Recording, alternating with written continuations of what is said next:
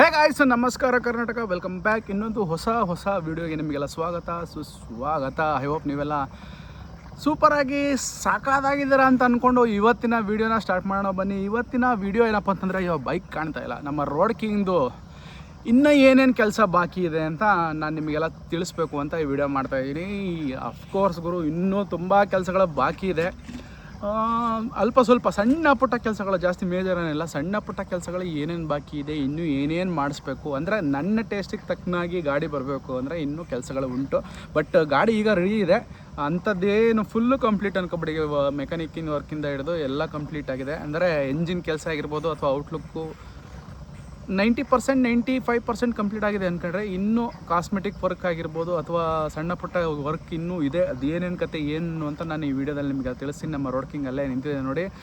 ವಿಡಿಯೋದಲ್ಲಿ ಮೈಲೇಜ್ ಎಷ್ಟು ಬರುತ್ತೆ ಏನು ಕತೆ ಅಂತ ನೋಡಿದ್ರಿ. ಅಫ್ಕೋರ್ಸ್ ಗುರು, ನನಗೆ ತುಂಬ ಖುಷಿಯಾಗಿದೆ. ಅಷ್ಟೊಂದು ಕೊಡ್ತಾಯಿದೆ ಮೈಲೇಜ್ ಅಂತ ಅಂದಿದ ತಕ್ಷಣ ನನಗೆ ಬಹಳ ಖುಷಿ ಆಗ್ತಾಯಿದೆ. ಯಾಕೆಂದರೆ 2 ಸ್ಟ್ರೋಕ್ ಇಟ್ಟಿರೋರಿಗೆ 34ರಿಂದ 35 ಗಾಡಿಗಳು ಬಂದ್ಬಿಟ್ರೆ ಚಿಂತೆ ಎಲ್ಲಿ ಬೇಕಾದ್ರೂ ತಗೊಂಡು ಓಡಾಡ್ಬೋದು. ಸೊ ಅದಕ್ಕೆಂತಲೇ ನಮ್ಮ ರೋಡ್ ಕಿಂಗಲ್ಲಿ ಒಂದು ಲಾಂಗ್ ರೈಡ್ನ ಪ್ಲ್ಯಾನ್ ಮಾಡ್ತಾಯಿದ್ದೀನಿ. ನೋಡೋಣ ಎಲ್ಲಿಗೆ ಹೋಗೋಣ ಏನು ಕತೆ ಅಂತ. ಕಮೆಂಟ್ ಸೆಕ್ಷನಲ್ಲಿ ಯಾರಾದರೂ ಸಜೆಸ್ಟ್ ಮಾಡಿದ್ರೆ ಕಮೆಂಟ್ ಸೆಕ್ಷನಲ್ಲಿ ತಿಳಿಸಿ. ಸದ್ಯಕ್ಕೆ ಈಗ ನಮ್ಮ ರೋಡ್ ಕಿಂಗಲ್ಲಿ ಇನ್ನೂ ಏನು ಕೆಲಸ ಬಾಕಿ ಇದೆ, ಏನು ಕತೆ ಅಂತ ಇವತ್ತಿನ ವೀಡಿಯೋದಲ್ಲಿ ತಿಳಿಸ್ಕೊಡ್ತೀನಿ. ಯಾರಾದರೂ ಹೊಸಬ್ರು ನೋಡ್ತಾ ಇದೆ, ಲೈಕ್ ಮಾಡಿ, ಶೇರ್ ಮಾಡಿ, ಕಮೆಂಟ್ ಮಾಡಿ. ಇನ್ನೇನು 20,000 ಸಬ್ಸ್ಕ್ರೈಬರ್ಸ್ಗೆ ಸ್ವಲ್ಪ ದೂರದಲ್ಲಿದ್ದೀವಿ, ರೀಚ್ ಆಗೋಣ. ಬೇಗ ಲೈಕ್ ಮಾಡಿ, ಕಮೆಂಟ್ ಮಾಡಿ. ಬನ್ನಿ, ಇವತ್ತಿನ ವೀಡಿಯೋ ಏನಿದೆ ಸ್ಟಾರ್ಟ್ ಮಾಡೋಣ. ನಿಮಗೆಲ್ಲ ತೋರಿಸ್ತೀನಿ ಏನು ಕತೆ ಏನು ರೆಡಿ ಮಾಡಿಸ್ಬೇಕು, ನನ್ನ ಟೆಸ್ಟಿಗೆ ಏನೇನು ಮಾಡಿಸ್ಬೇಕು ಅಂತ ತೋರಿಸ್ತೀನಿ. ಬನ್ನಿ ಹೋಗೋಣ.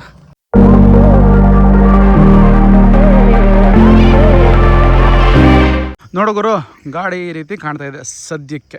ಸೊ ನಾನು ನೆಕ್ಸ್ಟ್ ಮಾಡಿಸ್ಬೇಕು ಅಂತ ಅಂದ್ಕೊಂಡಿರೋದು ಏರ್ ಫಿಲ್ಟ್ರು ಪೈಂಟ್ ಮಾಡಿಸ್ಬೇಕು, ಇಲ್ಲ ಹೊಸ ಏರ್ ಫಿಲ್ಟ್ರ್ ಹಾಕ್ಬೇಕು. ಯಾಕಂದರೆ ಏರ್ ಫಿಲ್ಟ್ರು ಅಲ್ಲಲ್ಲೇ ಹೋಗ್ಬಿಟ್ಟೈತೆ. ಯಾಕೆಂದರೆ ಹಳೆ ಏರ್ ಫಿಲ್ಟ್ರ್ ನಾನು ಅದನ್ನು ತೆಗೆದಿರಲಿಲ್ಲ, ಅದೊಂದು ಕೆಲಸ ಆಯಿತಾ.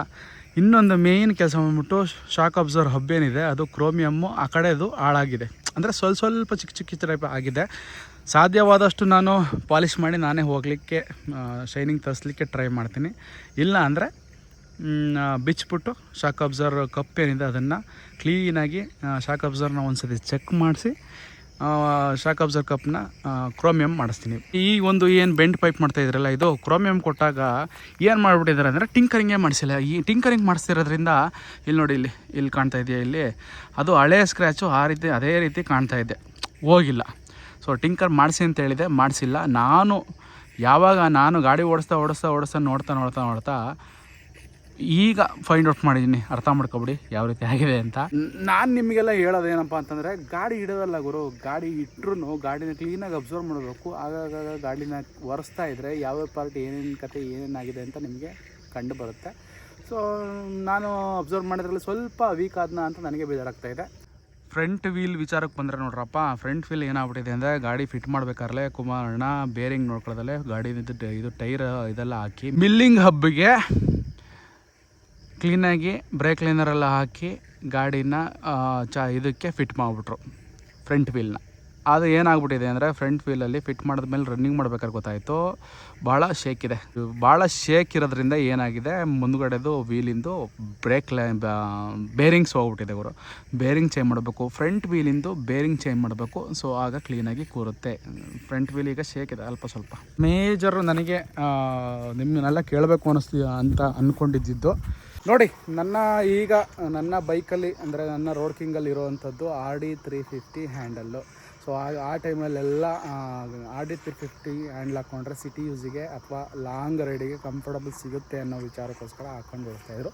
ಇದು ಒರಿಜಿನಲ್ ಹ್ಯಾಂಡ್ಲಲ್ಲ, ಇದು RD 350 ಹ್ಯಾಂಡ್ಲು ಯಮಹಾದು.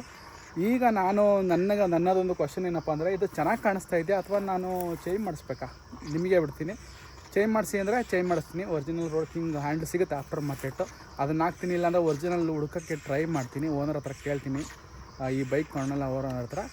ಇಲ್ಲ ಇದೇ ಚೆನ್ನಾಗಿ ಕಾಣ್ತಾ ಇದೆ, ಇದಕ್ಕೆ ಮಿರರ್ ಹಾಕ್ಸ್ಬಿಡಿ ಅಂದರೆ ಅದಕ್ಕೂ ರೆಡಿ ನಾನು. ನನಗೇನು ಅಂಥ ವ್ಯತ್ಯಾಸ ಕಾಣಿಸ್ತಿಲ್ಲ, ಬಟ್ ಒಂದು ಟೈಮು ಜಾಸ್ತಿ ಅಗಲ ಆಗ್ಬಿಡ್ತು ಅಂತ ಅಂದ್ಕೊಂಡೆ, ಫೀಲ್ ಆಗುತ್ತೆ ಅಷ್ಟೇ. ಇದೊಂದು ಕಮೆಂಟ್ ಸೆಕ್ಷನಲ್ಲಿ ತಿಳಿಸಿ. ಇಲ್ಲಿ ನೋಡಿ, ಇದು ಬಂದ್ಬಿಟ್ಟು ಫುಲ್ಲು ಸ್ಟೀಲ್ದು, ಇದು ಬಫಿಂಗ್ ಮಾಡಿಕೊಟ್ಟಿದ್ರು. ಅದೇನಾಗ್ಬಿಟ್ಟಿದೆ, ಸ್ವಲ್ಪ ಮಳೆ ನೀರು ಕೂತಂಗೆ ಹಿಂಗೆ ಆಗ್ಬಿಟ್ಟಿದೆ. ಇದನ್ನು ಮತ್ತೆ ಬಿಚ್ಚಿ ಮತ್ತೆ ಇದನ್ನು ನಾನು ಕ್ರೋಮಿಯಂ ಮಾಡಿಸ್ಬೇಕು. ಅದೇ ರೀತಿ ಇದಕ್ಕೊಂದು ರಬ್ಬರ್ ಬರುತ್ತೆ, ಕ್ಲೀನಾಗಿ ಒಳಗಡೆ ಹೋಗಿ ನಟ್ ಕೂತ್ಕೊಂಡು ಫಿನಿಶಿಂಗ್ ಬರುತ್ತೆ, ಆ ರೀತಿ ಫಿನಿಶಿಂಗ್ ಮಾಡಿಸ್ಬೇಕು ಅಂತ ಅಂದ್ಕೊಂಡಿದ್ದೀನಿ. ಈ ಮಾಡಲು ಎಚ್ ಡಿಗಳಿಗೆಲ್ಲ ಕೀ ಸೆಟ್ ಈ ರೀತಿ ಬರೋಲ್ಲ, ನಂಬರ್ ಕೀ ಸೆಟ್ ಬರೋದು. ಅದು ನಂಬರ್ ಕೀ ಸೆಟ್ ಹಾಕಬೇಕು ಅಂದರೆ ಒರಿಜಿನಲ್ ಸಿಗಬೇಕು. ಈ ಆಫ್ಟರ್ ಮಾರ್ಕೆಟಲ್ಲಿ ಹಾಕ್ಬಿಟ್ರೆ ಫುಲ್ ಪ್ಲಾಸ್ಟಿಕ್ಕು ಬೇಗ ಹೊಡೆದೋಗ್ಬಿಡುತ್ತೆ. ಅದಕ್ಕೋಸ್ಕರ ಇದನ್ನೇ ಹಾಕಿದ್ವಿ ನಾನು ಕುಮಾರಣ್ಣ ಸೇರಿ. ಇದನ್ನು ಕ್ಲೀನಾಗಿ ಕಾಸ್ಮೆಟಿಕ್ ವರ್ಕ್ನ ಮಾಡಬೇಕು. ಅದಾದಮೇಲೆ ಇಲ್ಲಿ ನೋಡಿ, ಇದೇನಿದೆ ಪ್ಲೇಟ್ ನೋಡ್ತಾ ಇದ್ರಲ್ಲ, ಇದು ಪೇಂಟ್ ಹೋಗ್ಬಿಟ್ಟೈತೆ. ಇದನ್ನು ಏನು ಮಾಡಬೇಕು ಅಂದ್ಕೊಂಡಿದ್ದೀನಿ ಅಂದರೆ, ಒಂದು ಕ್ರೋಮಿಯಂ ಪ್ಲೇಟ್ ಇದೆ, ಇದು ಬಿಚ್ಬಿಟ್ಟು ಫುಲ್ ಕ್ರೋಮಿಯಂ ಪ್ಲೇಟ್ನ ಹಾಕಬೇಕು ಅಂದ್ಕೊಂಡಿದ್ದೀನಿ.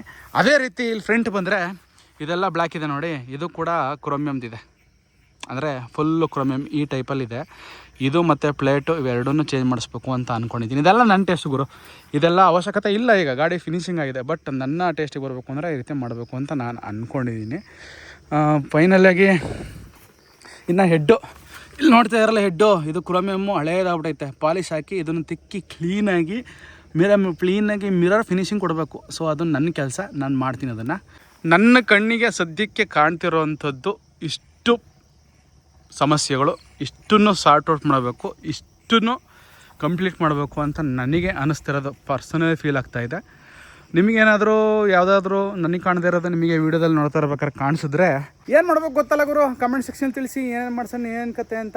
ಫ್ಲವರ್ ಹೆಡ್ಡು ಹಾಕ್ಸಿ ಅಂತ ಮಾತ್ರ ಹೇಳಕ್ಕೆ ಹೋಗ್ಬೇಡಿ ಗುರು, ಯಾಕೆಂದರೆ ಫ್ಲವರ್ ಹೆಡ್ಡು ಒಂದು ಸಿಂಗಲ್ ಫ್ಲವರ್ ಹೆಡ್ಡಿಗೆ ಮಿನಿಮಮ್ ಸ್ಟಾರ್ಟಿಂಗ್ ಪ್ರೈಸ್ 15,000ದಿಂದ 25,000 ಹೇಳ್ತಾರೆ. ಅಂದರೆ ಈ ಗಾಡಿ ಮೇಂಟೆನೆನ್ಸು ಅಥವಾ ಈ ಗಾಡಿದು ಪಾರ್ಟ್ಸ್ಗಳು ಎಷ್ಟು ಕಾಸ್ಟ್ಲಿ ಇರಬೇಕು ಅಂತ ನೀವು ಅರ್ಥ ಮಾಡ್ಕೊಬಿಡಿ. ಒಂದು ಸೂಪರ್ ಬೈಕ್ನ ಮೇಂಟೈನ್ ಮಾಡ್ದಂಗೆ. ಅಫ್ಕೋರ್ಸ್ ಗುರು, ಒಂದು 2007, 2006, 2008 ಈ ಮಾಡಲು ಯಮಹಾ R1 ಅಥವಾ ಹಯಾಬುಸ ಮೇಂಟೈನ್ ಮಾಡ್ದಂಗೆ ಈ ಗಾಡಿಗಳನ್ನ. ಅಷ್ಟೇ ನನ್ನ ಕಣ್ಣಿಗೆ ಕಾಣಿಸ್ತಿರೋದು ಗುರು, ಇನ್ನೇನು ಅಂಥ ಮೇಜರ್ ಏನು ಚೇಂಜಸ್ ಕಾಣಿಸ್ತಾ ಇಲ್ಲ ಕಾಸ್ಮೆಟಿಕಲ್ಲಿ ಅಥವಾ ವರ್ಕಲ್ಲಿ. ಎಂಜಿನಲ್ಲೂ ಏನು ಸಮಸ್ಯೆ ಇಲ್ಲ ಗುರು, ಸೂಪರಾಗೈತೆ. ಗಾಡಿ ಓನರು ಮುಂಚೆನೇ ಕುಮಾರಣ್ಣ ಹತ್ರ ಕೆಲಸ ಮಾಡಿಸ್ಕೊಂಡು ಹೋಗಿದ್ದು.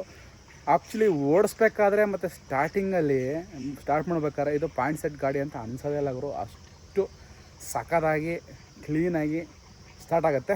ಇದೊಂದು ಮರೆತುಬಿಟ್ಟಿದ್ದೆ, ಇದು ಬಂದ್ಬಿಟ್ಟು ಮಾಮೂಲಿ ಯೂನಿವರ್ಸಲ್ ಅನ್ಕೊಬಿಡಿ ಇಂಡಿಕೇಟ್ರ್ಗಳು. ರೋಡ್ ಕಿಂಗಿಗೆ ಈಗ ಒರಿಜಿನಲ್ ಸಿಗ್ತಾಯಿಲ್ಲ. ಆಫ್ಟರ್ ಮಾರ್ಕೆಟ್ ನಂದು ಆ ರೋಡ್ ಕಿಂಗ್ ಹಾಕ್ಬಿಟ್ಟಿದೆ ಗುರು. ಟೋಟಲಾಗಿ ಏನಿತ್ತು ಇಲ್ಲಿ ಮೆಟಲ್ ಬರುತ್ತೆ, ಟಿಪಿಕಲ್ಲು ಏನು ರೋಡ್ ಕಿಂಗ್ದು ಇದು ಬರ್ತಿತ್ತು ಇಂಡಿಕೇಟರ್ಸ್ಗಳು, ಅದನ್ನು ಇನ್ಸ್ಪಿರೇಷನ್ ಆಗಿ ತೊಗೊಂಡು ಮಾಡಿದರು. ಅದು ಯಾವುದೋ ಕಂಪ್ನಿ, ಸ್ವಿಸ್ ಕಂಪ್ನಿ ಅಲ್ಲ, ಅದು ಯಾವುದೋ ಸುಪ್ರೀಮ್ ಕಂಪ್ನಿ ಅಂತೆ. ಸುಪ್ರೀಮ್ ಕಂಪ್ನಿದು ಇಂಡಿಕೇಟರ್ಸ್ ಬರುತ್ತೆ, 4 ಇಂಡಿಕೇಟರ್ಗೆ 2,600 ರೂಪಾಯಿ ಆಗುತ್ತೆ. ಸೊ ಅದು ಹಾಕ್ಸೋಣ ಅಂತ ಫೀಲ್ ಆಗ್ತಾಯಿದೆ. ಬೇಡ ಇದೇ ಇರಲಿ ಅಂತ ಹೇಳ್ತೀರಾ, ಏನು ಹೇಳ್ತೀರಾ ಕಮೆಂಟ್ ಸೆಕ್ಷನಲ್ಲಿ ತಿಳಿಸಿ. ಸದ್ಯಕ್ಕೆ ನನಗೆ ಕಾಣ್ತಿರೋದೆಲ್ಲ ಇಷ್ಟೇ ಗುರು. ಐ ಹೋಪ್ ನಿಮಗೂ ಏನಾದರೂ ಬೇರೆ ಕಾಣುತ್ತೆ, ಏನಾದರೂ ಕಂಡ್ರೆ ನನಗೆ ಸಜೆಷನ್ ತಿಳಿಸಿ. ನನಗೆ ಅಂದರೆ ಡಿಫ್ರೆಂಟಾಗಿ ಲೆವೆಲ್ಗೆ ಮಾಡು ಅಂತ ಹೇಳೋಕೆ ಹೋಗ್ಬಿಡಿ ಗುರು, ಭಾಳ ಖರ್ಚಾಗುತ್ತೆ. ಬಟ್ ಕಮೆಂಟ್ ಸೆಕ್ಷನಲ್ಲಿ ತಿಳಿಸಿ, ನನಗೂ ನೋಡೋಕ್ಕೆ ಕಮೆಂಟ್ಸ್ ಓದೋಕ್ಕೆ ಅಥವಾ ನಿಮ್ಮ ತಲೆಯಲ್ಲಿ ಏನು ನೋಡ್ತಾ ಇದೆ ಅಂತ ಒಂದು ಯೋಜನೆ ಬರುತ್ತೆ ಮತ್ತು ಅರ್ಥ ಆಗುತ್ತೆ. ಐ ಹೋಪ್ ಈ ವಿಡಿಯೋದಲ್ಲಿ ನಿಮಗೆ ಕ್ಲೀನಾಗಿ ತೋರಿಸ್ಕೊಟ್ಟಿದ್ದೀನಿ. ನಮ್ಮ ರೋಡ್ ಕಿಂಗ್ ಏನೇನು ಕೆಲಸ ಇತ್ತು ಅಂತ ಏನಾರು ಬಿಟ್ಟಿದ್ರೆ ನೀವು ಕಮೆಂಟ್ಸಲ್ಲಿ ಕಮೆಂಟ್ ಮಾಡ್ತೀರಾ ಅಂತ ಅಂದ್ಕೊಂಡಿದ್ದೀನಿ. ಇನ್ನೊಂದು ವೀಡಿಯೋ ಮುಖಾಂತರ ಮೇನ್ ವೀಡಿಯೋ ನಾಳೆಗೆ ಹಾಕ್ತೀನಿ. ಅಂದರೆ ಏನು ರೋಡ್ ಕಿಂಗ್ ಹೆಂಗೆ ಮೇಂಟೆನೆನ್ಸ್ ಮಾಡಬೇಕು, ಏನು ಕತೆ ಅಂತ. ಅದು ವೀಡಿಯೋ ಏನೋ ಡಿಫ್ರೆಂಟಾಗಿ ಮಾಡ್ತೀನಿ ನೋಡಿ. ನಮ್ಮ ರೋಡ್ ಕಿಂಗು ರೆಡಿಯಾಗಿರೋದು ಇಷ್ಟು ರೆಡಿಯಾಗಿದೆ, ಮತ್ತು ಇನ್ನೂ ಎಷ್ಟೆಷ್ಟು ರೆಡಿ ಆಗಬೇಕು, ಏನೇನು ಮಾಡಿಸ್ಬೇಕು ಅಂತ ನಿಮಗೆ ತಿಳಿಸ್ಕೊಟ್ಟಿದ್ದೀನಿ. ಐ ಹೋಪ್ ನೀವೆಲ್ಲ ಈ ವಿಡಿಯೋನ ಇಷ್ಟಪಟ್ಟಿದ್ದೀರಾ ಅಂತ ಅಂದ್ಕೊಂಡಿದ್ದೀನಿ. ಲೈಕ್ ಮಾಡಿ, ಶೇರ್ ಮಾಡಿ, ಕಮೆಂಟ್ ಮಾಡಿ. ಹೊಸಬ್ರು ನೋಡ್ತಾ ಇದ್ದರೆ ಖಂಡಿತವಾಗಿ ಫಾಲೋ ಮಾಡೋದು ಅಂದರೆ ಸಬ್ಸ್ಕ್ರೈಬ್ ಮಾಡೋದು ಮಾತ್ರ ಮರೆಯೋಕ್ಕೆ ಹೋಗಬೇಡಿ. ಮುಂದಿನ ವಿಡಿಯೋ ಮುಖಾಂತರ ಮತ್ತೆ ನಿಮಗೆಲ್ಲ ಸಿಗ್ತೀನಿ. ಅಲ್ಲಿವರೆಗೂ ಟೇಕ್ ಕೇರ್, ಬಾಯ್.